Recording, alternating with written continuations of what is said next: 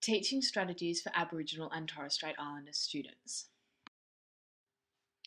Teaching strategies should focus on two areas: high expectations of Indigenous students and creating an environment of positive identification as an Aboriginal or Torres Strait Islander.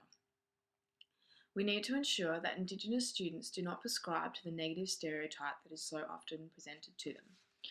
These two objectives require positive and productive relationships.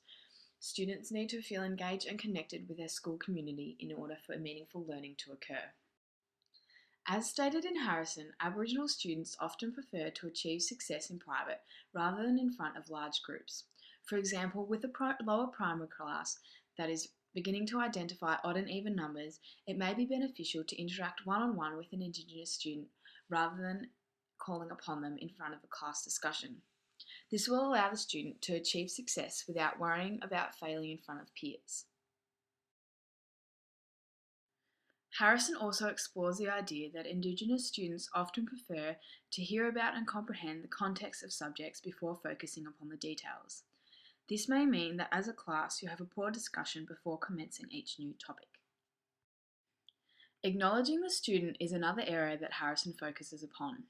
This is about forming a trusting and respectful relationship with Indigenous students, ensuring that you check in with them regularly and make sure they know they are a valued member within the class and the school community.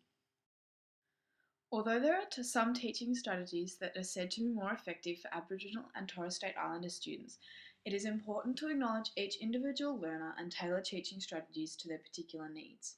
Not all students, regardless of cultural background, will respond to teaching strategies in the same way.